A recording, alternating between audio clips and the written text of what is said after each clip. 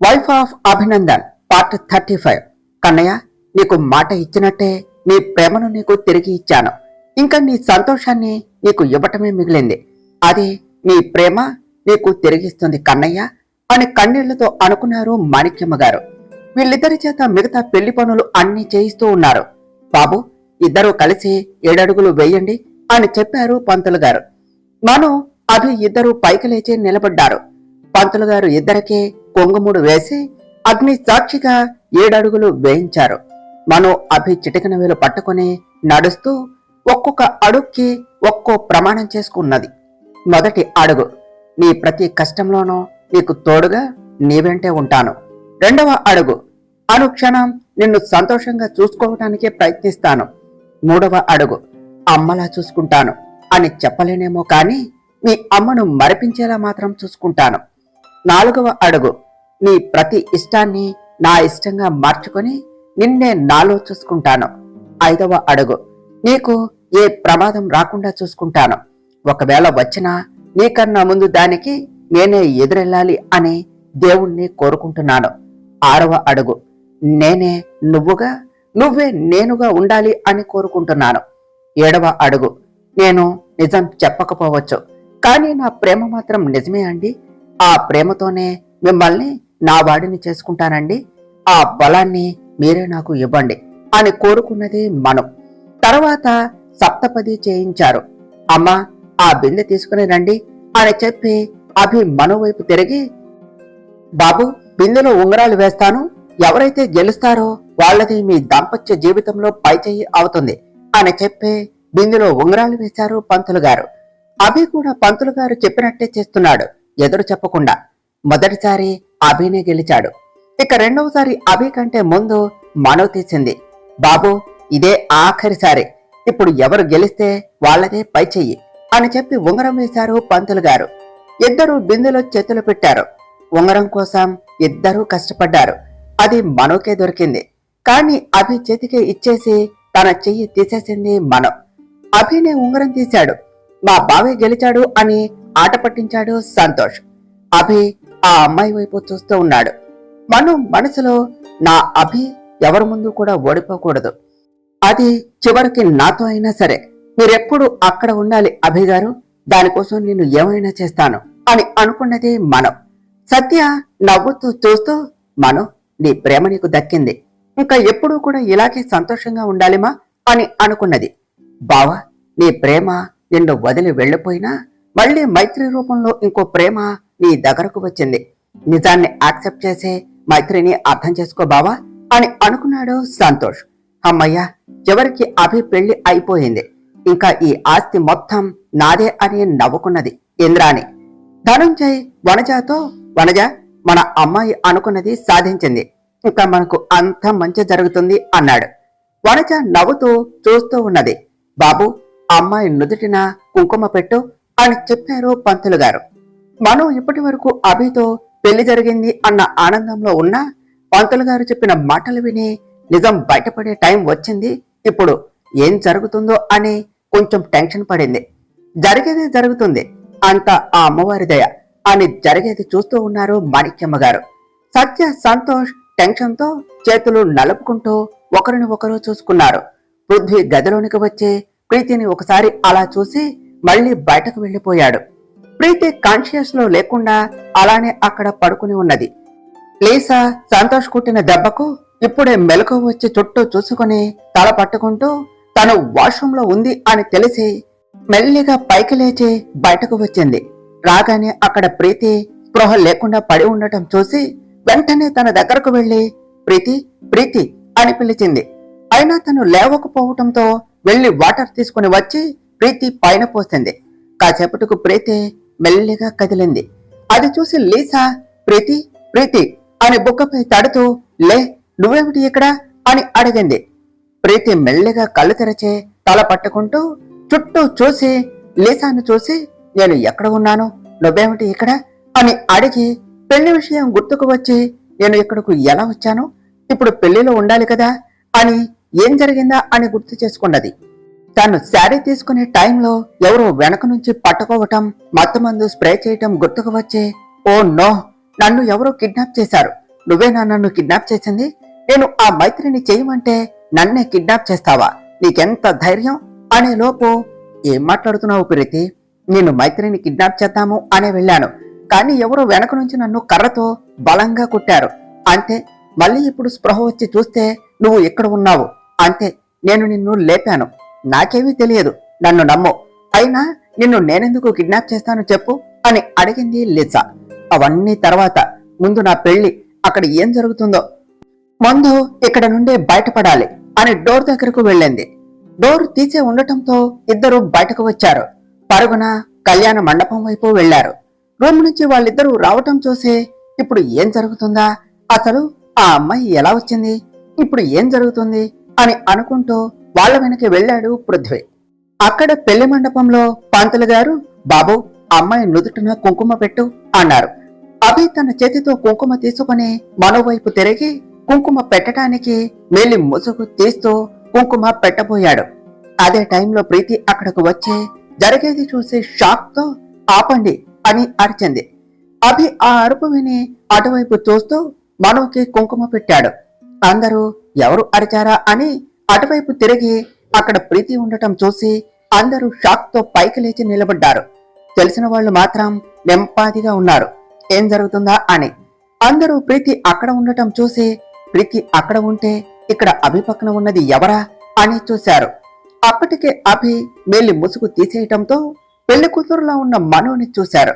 అభి కూడా అప్పుడే తన పక్కన ఉన్న మనోని చూసి ఇప్పటి వరకు తన పక్కన ఉన్నది మైత్రి అని అంతే చూస్తూ ఉన్నాడు. ఇంద్రాణి అభి పక్కన మైత్రిని, తన మెడలో అభి కట్టిన తాళిని మార్చి మార్చి చూస్తూ ఉన్నది. ఒక్కసారిగా తను కలలు కన్న రంగుల ప్రపంచం తన కళ్ళ ముందే చిమ్మ చిక్కట్లు అలుముకున్నాయా అన్నట్టు ఉన్నది. తను కట్టుకున్న గాలి మెడలు అన్నీ కుప్పకూలిపోయాయి. అభి మైత్రి మెడలో తాళి కట్టడం జీర్ణించుకోలేక ప్రీతి దగ్గరకు వెళ్లి, నువ్వేమిటి ఇక్కడ, అక్కడ అభి పక్కన అదొందేమిటి, నువ్వు ఏమైపోయావో అసలు, పెళ్లిలో లేకుండా ఎక్కడకు వెళ్ళావు, ఇది ఇక్కడకు పెళ్లి కూతురులా ఎలా వచ్చింది అని అడిగింది ఇంద్రాణి. ప్రీతి ఫాస్ట్ గా మండపం దగ్గరకు వెళ్లి మనవు చెయ్యి పట్టుకుని పైకి లేపింది. ఇదే అత్త, ఇదే నన్ను ఏదో చేసి ఇక్కడ బావను పెళ్లి చేసుకున్నది అని చెప్పింది. అమ్మా ప్రీతి, అసలు ఏమైంది, నువ్వు ఏమైపోయావు, వివరంగా చెప్పు అని అడిగింది వనజ. మామ్, నన్ను ఇదే కిడ్నాప్ చేసి నా స్థానంలో వచ్చి బావను పెళ్లి చేసుకున్నది అని చెప్పింది ప్రీతి. ఎంత ధైర్యం ఉంటే నువ్వు ఇలా మమ్మల్ని మోసం చేస్తావు, అసలు నా అల్లుడిని పెళ్లి చేసుకోవటానికి నీకు ఎంత ధైర్యం, ముందు ఆ తాళి తీసి ఎక్కడి నుండి వచ్చావో అక్కడికి వెళ్లిపోవే మర్యాదగా, లేకపోతే అని ధనుంజయ్ ఇంకా ఏదో అనేలోపు ధనుంజయ్ అని మాణిక్యమ్మ గారి అరుపు వినిపించి అందరూ అటువైపు చూశారు. మాణిక్యమ్మ గారు పెళ్లిపీటల దగ్గరకు వచ్చి అందరి వైపు చూస్తూ, ధనంజయ్ నీకెంత ధైర్యం ఉంటే మా ఇంటి కోడల్ని అంటావు, తానెవరో తెలుసా, మాణిక్యమ్మ మనవరాలు, రాణి అపర్ణాదేవి కోడలు. ముఖ్యంగా ఇది గుర్తుపెట్టుకుని అనేటప్పుడు ఆలోచించి మాట్లాడు. అభినందన్ భార్య తను. అభి తన మెడలో అగ్ని సాక్షిగా 3 ముళ్ళు వేసి తన భార్యను చేసుకున్నాడు. ఆ తాళిని తీసి వెళ్ళమంటావా, నీకెంత ధైర్యం ఉంటే ఆ మాట అంటావు, హా అని గట్టిగా అన్నారు. మాణిక్యమ్మ గారి గొంతులోని గాంభీర్యానికి కొంచెం తగ్గి, అది అత్తయ్య గారు, తను మన అందరినీ మోసం చేసి అభిని పెళ్లి చేసుకుంది, అందుకనే అలా అన్నాను అని చెప్పాడు ధనంజయ్. ఆ మాటకు తను మన అందరినీ మోసం చేసి అభిని పెళ్లి చేసుకోలేదు, నేను తనని బ్రతిమలాడి అభిని పెళ్లి చేసుకో అని అడిగితే ఒప్పుకున్నది అని చెప్పారు మాణిక్యమ్మ గారు. అదేమిటి, మీరు అభిని మా అమ్మాయికిచ్చి పెళ్లి చేస్తా అన్నారు కదా, మరి తనని అడగటం ఏమిటి, అంటే మమ్మల్ని మోసం చేశారా అని అడిగాడు ధనంజయ్. నేను మీ ఎవ్వరినీ మోసం చేయలేదు ధనంజయ్, ప్రీతితోనే పెళ్లి నిశ్చయించాం, కానీ పెళ్లికి ముందు నీ కూతురు ఎక్కడికి వెళ్ళింది తనని అడుగు అన్నారు మాణిక్యమ్మ గారు. అది గ్రాని, చెప్పాగా నన్ను ఎవరో కిడ్నాప్ చేశారు, అందుకే నేను లేను అని చెప్పింది ప్రీతి. కిడ్నాప్ చేశారు అని నువ్వు అంటున్నావు, పెళ్లిలో కనపడకుండా కావాలి అని వెళ్లిపోయావు అని నేనంటాను అని అన్నారు మాణిక్యమ్మ గారు. నేను అలా ఎందుకు చేస్తాను గ్రాని, బావ మీద ఇష్టంతోనే పెళ్లికి ఒప్పుకున్నది అని చెప్పింది ప్రీతి.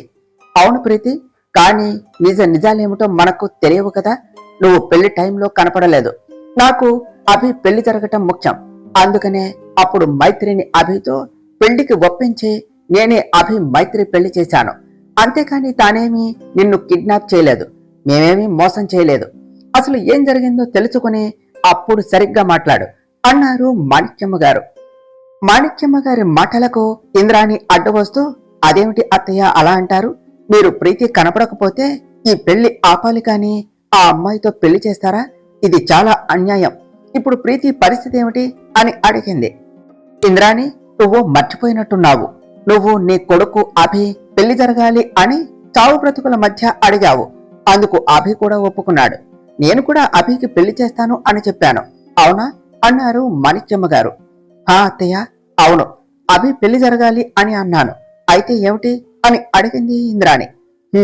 నువ్వు అభికి పెళ్లి జరగాలి అని మాత్రమే అడిగావు, అంతేకాని అభి పెళ్లి ప్రీతితో జరగాలి అని నువ్వు అడగలేదు. చేస్తా అని నేను చెప్పలేదు. ప్రీతిని చేసుకుంటాను అని అభి కూడా చెప్పలేదు. నీకు నీ కొడుకు అభి పెళ్లి జరగటమే కదా కావలసింది. పెళ్లి కూతురు ప్రీతి అయితే ఏమిటి, మైత్రి అయితే ఏమిటి, తేడా ఏముంది చెప్పు? అసలే అభి అతి కష్టం మీద పెళ్లికి ఒప్పుకున్నాడు. మళ్ళీ పెళ్లాగిపోతే అభి ఒప్పుకుంటాడా చెప్పు? అందుకనే అభికి మైత్రితో నేను ఈ పెళ్లి చేశాను. ఇంకా మన మధ్య ఈ మాటలు అనవసరం. జరిగిందేదో జరిగిపోయింది. ఇప్పుడు మైత్రి అభి భార్య, ఇదే నిజం. దీన్ని ఒప్పుకోక తప్పదు అని చెప్పారు మాణిక్యమ్మ గారు. వనజ ముందుకు వచ్చి, మరి ఇప్పుడు నా కూతురు పరిస్థితి ఏమిటి అని అడిగింది. వనజ, నీ కూతురు పెళ్లి మాత్రమే ఆగింది. ఇప్పుడు ఏమైంది? ఈ పెళ్లి కాకపోతే నీ కూతురుకు ఇంకో పెళ్లి చేయొచ్చు. నేనే దగ్గరుండి నీ కూతురికి మంచి అబ్బాయిని చూసి పెళ్లి చేస్తాను. ఇక జరిగేది చూడండి అని చెప్పారు మాణిక్యమ్మ గారు.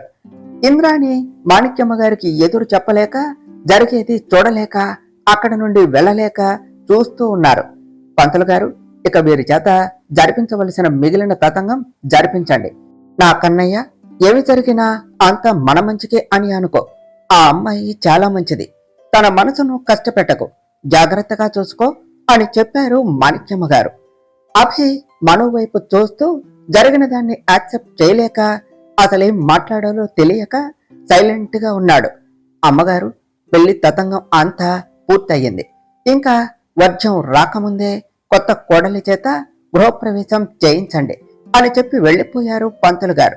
ప్రీతి జరిగేది చూడలేక, ఆ మైత్రిని ఏమీ చేయలేక కోపంగా అక్కడి నుండి వెళ్లిపోయింది. తన వెనుకే ఇంద్రాణి, వనజ, ధనుంజయ్ కూడా వెళ్లిపోయారు. బావా అంటూ అభిని హక్ చేసుకుని, ఏం జరిగినా అంతా మన మంచికే అనుకో బావా. ఇప్పుడు మైత్రిని భార్య, అదైతే మారదు కదా. నువ్వే తనని అర్థం చేసుకో, ఇంకా తన ప్రేమను కూడా అని చెప్పి మైత్రి వైపు చూస్తూ, చెల్లి, నీకు ఒక అన్నగా చెప్తున్నాను. అభి కోపంలో ఒక మాటన్నా పట్టించుకోకు. తనని అర్థం చేసుకుని నీ ప్రేమతో తనని మార్చుకో అని చెప్పాడు సంతోష్. అభి, ఒక ఫ్రెండ్గా నేను నీకు ఏం చెప్పలేను. ఏం జరిగినా అది మన చేతుల్లో లేనిది కాబట్టి నిజాన్ని యాక్సెప్ట్ చెయ్యి. ఇంకా మైత్రి తొందరపాటులో ఒక పని చేసినా తనను ఏమీ అనకు.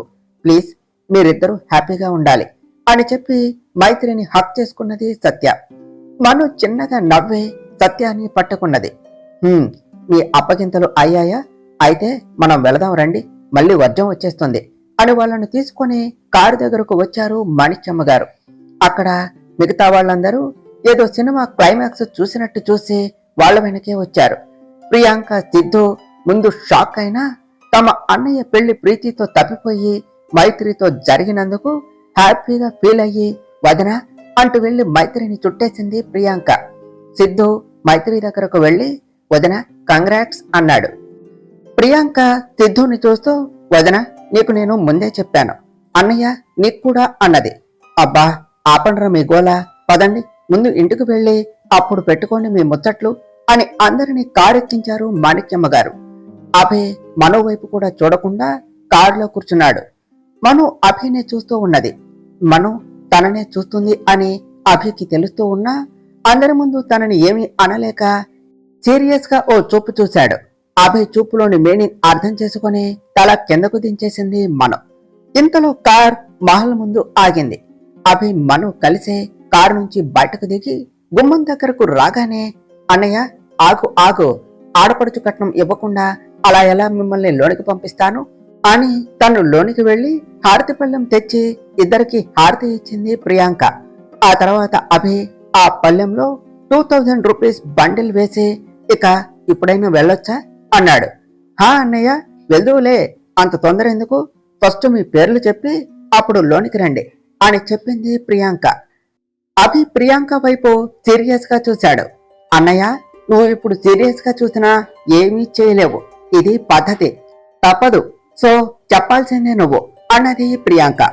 అభి అందరినీ చూస్తూ, నేను అభి, నా భార్య మైత్రి కలిసి వచ్చాము, దారి వదిలితే మేము లోనికి వెళ్తాము అన్నాడు. అభి నా భార్య మైత్రి అని చెబుతూ ఉంటే మెరిసే కళ్ళతో తన వైపే చూస్తూ ఉన్నది మనం. వదిన గారు, మా అన్నగారి వంక చూసింది చాలు, ఇక మీరే చెప్పాలి అన్నది ప్రియాంక. నేను మను అని చెప్పబోయి, మైత్రి, మా ఆయన అభినందన్ గారితో కలిసి వచ్చాను అని చెప్పింది.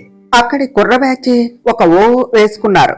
తర్వాత ప్రియాంక వాళ్ళ ఇద్దరి చేత గృహప్రవేశం చేయించింది. అభి ఫాస్ట్ గా పైకి వెళుతూ ఉంటే పొంగుముడి కారణంగా మను కూడా అభి వెనకే వెళ్ళింది. కన్నయ్య ఆగు అని చెప్పి మను వైపు చూశారు మాణిక్యమ్మ గారు. అభి ఆగి తన వెనకే వస్తూ ఉన్న మనును చూశాడు. అమ్మ మైత్రి, మీ కొత్త జంట ఇద్దరూ కలిసి అమ్మవారి ముందు దీపం వెలిగించు తల్లి అని చెప్పారు మాణిక్యమ్మ గారు. అభి మైత్రి కలిసి వెళ్లి అమ్మవారి ముందు దీపం వెలిగించారు. ఆ తర్వాత అభి తన పై పంచను మను చేతిలో పెట్టి, ఇంకా నువ్వు నా వెనుక రాకు అని పైకి వెళ్లిపోయాడు. నేను ఎప్పుడూ మీ వెనకే అండి, మిమ్మల్ని వదిలి నేను ఉండలేను అనుకున్నది మనం. పైనుంచి ఇదంతా చూస్తున్న ప్రీతి అండ్ బ్యాచ్ కోపంతో రగిలిపోతున్నారు. ఇక అక్కడ మైత్రిని అలా చూడలేక ఆ నలుగురు గదిలోనికి వెళ్లిపోయారు. ప్రీతి రూమ్ లోనికి వెళ్లి లీసా వైపు సీరియస్ గా చూసేసరికి, మీరు మాట్లాడుకోండి, నేను వెళ్తాను అని అక్కడి నుండి వెళ్లిపోయింది లీసా. అమ్మా మైత్రి, కొత్త కోడలివి, వెళ్లి ఏదైనా తీపి చేయమ్మా అని చెప్పి, సుబ్బులు తనని తీసుకుని వెళ్లి సాయం చెయ్యి అని చెప్పారు మాణిక్యమ్మ గారు. సుబ్బులు వచ్చి మనోని తీసుకొని వంటగదిలోనికి వెళ్ళింది. మైత్రమ్మ, నాకు ఈరోజు చాలా హ్యాపీగా ఉంది అనుకోండి. చిన్నబాబు ఆ దెయ్యాన్ని పెళ్లి చేసుకుంటున్నాడు అని చాలా బాధపడ్డాను, కానీ చివరాఖరులో చిన్నబాబు మిమ్మల్ని పెళ్లి చేసుకున్నారు, నాకు మస్తు ఖుషిగా ఉందమ్మా అన్నది సుబ్బులు. అక్క, తర్వాత ఖుషి అవుదువు, కానీ నాకు హెల్ప్ చేయవా అని అడిగింది మనం. ఏం చేయాలమ్మా అన్నది సుబ్బులు. అక్క, నేను బాదం హల్వా చేస్తాను, ఆ ఇంగ్రీడియంట్స్ ఇవ్వు చాలు అని చెప్పింది మనం. ఇంగి ఏడి, ఏటమ్మా అది అని అడిగింది సుబ్బులు. అదే అక్క, హల్వాకు కావలసినవి ఇవ్వు అని చెప్పింది మనం. సుబ్బులు అన్నీ ఇచ్చింది. మనం కాసేపట్లో హల్వా రెడీ చేసి సర్వింగ్ బౌల్స్ లో వేసి తీసుకుని వెళ్లి బయట అందరికీ ఇచ్చింది. ఆ తర్వాత పైకి వెళ్లి ముందు ప్రీతి అండ్ బ్యాచ్ దగ్గరకు వెళ్లి ఇవ్వబోయింది. హే స్టాప్, నా లైఫ్ ని స్పాయిల్ చేసి హ్యాపీగా స్వీట్ తీసుకొని తింటున్నావా అన్నది ప్రీతి. నా మేనకోడల్ని నాకు కోడల్ని కాకుండా చేశావు, నిన్ను అని స్వీట్ బౌల్ నేల మీద విసిరేసింది ఇంద్రాణి. మను ఇంద్రాణిని చూస్తూ, అత్తయ్య, మీకు వద్దంటే ఇచ్చేస్తే తీసుకుని వెళ్ళిపోతాను, అంతేకాని ఇలా వేస్ట్ చేస్తారా మీరు? మరేను నా మీద కోపాన్ని పాపం స్వీట్ మీద చూపించారు కదా అత్తయ్య అన్నది మనం. హే, ఎవరే నువ్వు? నిన్నటి దాకా నన్ను మేడం అని ఇప్పుడు అత్త అంటున్నావు అన్నది ఇంద్రాణి. అయ్యో అత్తయ్య, అభి గారు మీకు కొడుకు, మీ కొడుకు నా మొగుడు, మరి నా మొగుడు అమ్మ నాకు ఏమవుతుందో మీకు నేను చెప్పాలా అని అక్కడ నుండి బయటకు వచ్చి అభి దగ్గరకు వెళ్ళింది మనం. ప్రతి వాళ్ళు అక్కడ ఉండలేక అక్కడ నుండి టెర్రస్ పైకి వెళ్లారు. మను అభి రూమ్ లోనికి వెళ్లి మెల్లగా నడుచుకుంటూ వెళుతూ, అభి గారు, అది అమ్మమ్మ హల్వా ఇమ్మన్నారు అని చెయ్యి ముందుకు చాపింది. అభి మను వైపు, మను చేతిలోని హల్వా వైపు మార్చి మార్చి చూస్తూ చేతిలోని బౌల్ తీసుకొని గట్టిగా నేలకేసి కొట్టాడు. మను అభి వైపు అంతే చూస్తూ ఉన్నది. అభి కోపంగా చూస్తూ మను దగ్గరకు వెళ్తూ ఉన్నాడు. మను భయంగా అడుగులు వెనక్కు వేస్తూ గోడకు తగిలి ఆగిపోయింది. అభి మనుకి ఎదురుగా వచ్చి తనని ఎటు వెళ్లకుండా తన రెండు చేతులతో లాక్ చేసి కోపంగా చూస్తూ, ఎందుకే ఇలా చేశావు, ఎందుకు నన్ను పెళ్లి చేసుకున్నావు అని అడిగాడు. అది అమ్మమ్మ పెళ్లి ఒప్పుకో అని మాటలు కూడా తీసుకొని చెప్పింది మనం. అభి అంత దగ్గరగా ఉండేసరికి మాటలు రాక, నిజం చెప్పవే, అమ్మమ్మ అడిగిందట, అమ్మాయి చేసుకుందట, నమ్మేలా చెప్పవే, ముందు నుంచి ప్రేమ ప్రేమ అని తిరిగావు, దొరికిందే ఛాన్సు అని మా గ్రానీని బుట్టలో వేసుకుని పెళ్లి చేసుకున్నావు, నీకు తెలుసు నాకు అని ఇంకా చెప్పేలోపు సంతోష్ బావా అంటూ లోనికి వచ్చి వాళ్ళ ఇద్దరిని అలా చూసి, ఓ ఓ సారీ అని కళ్ళు మూసుకొని మీరేదో పనిలో ఉన్నట్టు ఉన్నారు, నేనే మిమ్మల్ని డిస్టర్బ్ చేశానా, నేను మళ్ళీ వస్తాను అని వెనక్కు తిరిగాడు. అభి మనుకి దూరంగా జరిగి, రే ఇడియట్, ఇక్కడ నువ్వు అనుకున్నది ఏమీ జరగటం లేదు కానీ ఎందుకు వచ్చావో చెప్పు అన్నాడు. అన్నయ్య మీరు మాట్లాడుకోండి, నేను వెళ్తాను అని బౌల్ అక్కడ పెట్టేసి బయటకు వచ్చేసింది మనం. బావా నేను ఏమనుకున్నానో నీకు తెలుసా, అయినా నేను అనుకున్నది జరగటం లేదు అంటే అంతకు మించి జరుగుతుందా ఏమిటి అని కన్ను కొట్టాడు సంతోష్. అభి ఒక సీరియస్ లుక్ ఇచ్చాడు. సంతోష్ ఆ చూపుకి దడుచుకొని, అది బావా ఆఫీసు నుంచి కాల్ వచ్చింది, ఇంపార్టెంట్ కాన్ఫరెన్స్ కాల్ అటెండ్ చేయాలంట, నువ్వు ఫోన్ లిఫ్ట్ చేయకపోతే నాకు చేశారు అని చెప్పాడు. ఇక ఇద్దరు ఆఫీస్ వర్క్ లో పడిపోయారు. అను రూమ్ నుంచి బయటకు వచ్చి గుండెలపై చేయి వేసుకుంటూ, అమ్మో అభి గారు మీరు ఇంత దగ్గరగా ఉంటే ఎలా అండి, నన్ను నేను ఎలా కంట్రోల్ చేసుకోవాలి చెప్పండి, మీకే మీ పాటికి మీరు వచ్చేస్తారు, మళ్ళీ ఏమన్నా చేస్తే సీరియస్ గా ఓ లుక్ ఇస్తారు, ఇక్కడే ఉంటే ఊపిరి తీసుకోవటం కూడా కష్టంగా ఉంది, ముందు కాసేపు పైకి వెళదాం అని టెర్రస్ వైపు కదిలింది. అయినా ఈ ఫీలింగ్ కూడా బాగుంది అనుకుంటూ తనలో తానే నవ్వుకుంటూ వెళ్ళింది మనం. ప్రీతి అండ్ బ్యాచ్ పైన బతకాన్ని పెట్టారు. అత్త నేను చెప్పానా, ఆ ముసల్ది ముందు నుంచి పెళ్లి అనగానే సైలెంట్ గా ఉన్నది, నాకు ఎక్కడో తేడా కొడుతుంది అని, మీరేమో అదేమీ కాదు అని నాకు చెప్పారు.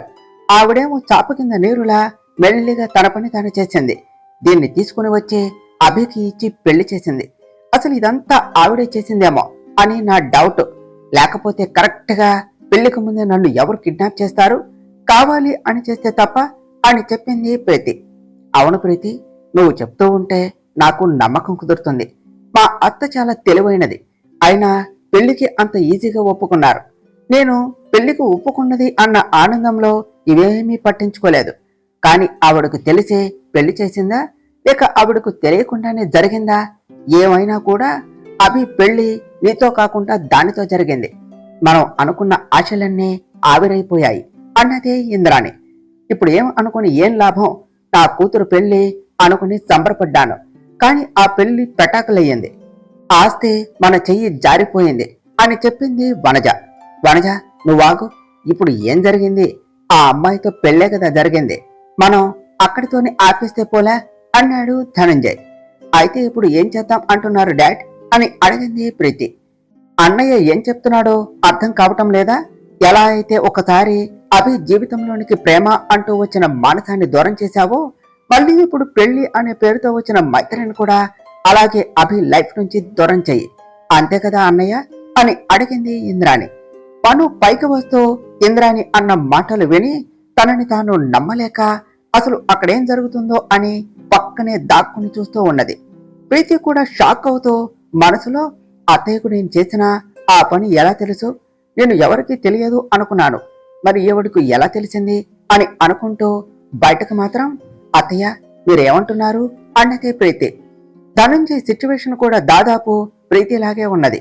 నాకు అంతా తెలుసు ప్రీతి, నీకు ఇంకో విషయం తెలుసా, అభి ఎవరో అమ్మాయిని ప్రేమిస్తున్నాడు అని ముందు తెలిసింది నాకే, నేనే ఆ విషయం నీకు తెలిసేలాగా చేశాను, అందుకే నేను నిన్ను వైజాగ్ పంపించాను, అప్పుడు అక్కడే నీకు అభి మానస అనే అమ్మాయిని ప్రేమిస్తున్నాడు అని తెలుసుకున్నావు, ఆ తర్వాత నువ్వే దానికి యాక్సిడెంట్ జరిగేలాగా ప్లాన్ చేసి చంపావు అని కూడా తెలుసు, ఎప్పుడో జరిగిపోయిన దాని గురించి కాదు, ఇప్పుడు వచ్చిన దీన్నేం చేయాలో అని ఆలోచించాలి, దీన్ని కూడా ఆ మానసాను చంపినట్టే ఎవరికి డౌట్ రాకుండా పైకి పంపించేస్తే అభికి నీకు మళ్ళీ పెళ్లి చేయొచ్చు, అప్పుడు మనం అనుకున్నట్టుగా అభి మన చెప్పు చేతల్లో మన గుప్పెట్లో ఉంటాడు అని నవ్వింది ఇంద్రాణి. కరెక్ట్ గా చెప్పావత్తా, ఇక నుంచి నేను ఆ పనిలోనే ఉంటాను, నాకు బావకి అడ్డుగా ఉన్న ఆ మైత్రిని తప్పించి బావని నావాడిని చేసుకుంటాను అని చెప్పింది ప్రీతి. అలాగే చెయ్యమ్మా, అప్పుడే మనం అనుకున్నది జరుగుతుంది అన్నది వనజ. కానీ ప్రీతి అప్పుడే వద్దు, ఇప్పుడు దానికి ఏమి జరిగినా ఫస్ట్ డౌట్ నీ మీదకే వస్తుంది, అందుకనే కొన్ని రోజులు సైలెంట్ గా ఉండు, టైం చూసి దాని పని ఫినిష్ చెయ్యి అన్నాడు ధనంజయ్. వాళ్ళందరికీ కూడా ధనంజయ్ చెప్పింది సబబుగానే అనిపించి కిందకు వెళ్లిపోయారు. మనం వాళ్ళంతా కిందకు వెళ్లే వరకు అక్కడే పక్కన ఉండి వాళ్ళు వెళ్లిపోయాక బయటకు వచ్చింది. తను విన్న మాటలన్నీ మైండ్ లో ఒక్కొక్కటిగా రన్ అవుతూ ఉంటే తలంత భారంగా అనిపించి తల పట్టుకుని అక్కడే నిల్చున్న చోటే కూలబడిపోయింది. 10 నిమిషాల వరకు అలాగే కూర్చొని ఉన్నది. ఆ తర్వాత మెల్లిగా పైకి లేచి, అంటే నేను అనుమాన పడినట్టు నాకు జరిగింది యాక్సిడెంట్ కాదు, కావాలని ఆ ప్రీతి ఇంకా అత్తయ్య వాళ్ళు కలిసి ప్లాన్ చేసి నన్ను చంపాలి అని చూశారా? ఇన్నాళ్ళు వీళ్ల మీద ఎక్కడో అక్కడ అనుమానం ఉన్నా వీళ్ళు మరీ ప్రాణం తీసే అంత కిరాతకులు కాదులే అని అనుకున్నాను. కానీ ఆ ప్రీతి ఇంకా అత్తయ్య గారు ఎంత పని చేశారు? ఎందుకు అత్తయ్య? ఆయన మిమ్మల్ని తన తల్లిలాగానే చూసుకున్నారు కదా. ఆస్తి కోసం ఆయన మనసుతో ఆడుకుంటారా? ఇన్నాళ్ళు ఆయన మీ వల్ల ఎంత బాధపడ్డారు. నన్ను చంపాలి అని చూసిన మిమ్మల్ని వదిలేసేదానని. కానీ ఈ 2 సంవత్సరాలు నా అభి బాధపడటానికి కారణం మీరు. మిమ్మల్ని ఊరికే వదలను. అసలు ఇదంతా చేసింది అత్తయ్య అని తెలిస్తే అభి గారి పరిస్థితి ఏమిటి? ఇన్నాళ్ళు తనపై చూపించిన అమ్మ ప్రేమ అంతా కూడా ఈ ఆస్తుల కోసం ఆడిన నాటకం అని తెలిస్తే తట్టుకుంటాడా? అభికి నిజం తెలిస్తే తట్టుకోలేడు. అమ్మే అబద్ధం అని తెలిస్తే నా అభి పడే బాధ నేను చూడలేను. ఈ విషయం నేను ఎవరికి చెప్పాలి? ఇప్పుడు నేను ఏం చేయాలి? ఇలానే చూస్తూ ఊరుకుంటే ఒకసారి నాకు తెలియకుండా నా ప్రేమను నాకు దూరం చేశారు. ఇప్పుడు మళ్ళీ వీళ్ళు అనుకున్నది చేస్తారు. లేదు, నేను అలా ఎప్పటికీ కానివ్వను అని పరిపరి విధాల ఆలోచిస్తూ ఆకాశంలోనికి చూస్తూ ఉన్నది. తర్వాత ఏమి జరిగిందో నెక్స్ట్ పార్ట్లో తెలుసుకుందాం ఫ్రెండ్స్. డియర్ ఫ్రెండ్స్, మీకు గనుక ఈ కథ నచ్చినట్లయితే మీ అభిప్రాయాలను కామెంట్ల రూపంలో తెలియచేయండి. ఈ వీడియోను లైక్ చేయండి, షేర్ చేయండి. మా ఛానల్ను సబ్స్క్రైబ్ చేసుకోండి ఫ్రెండ్స్. Thank you.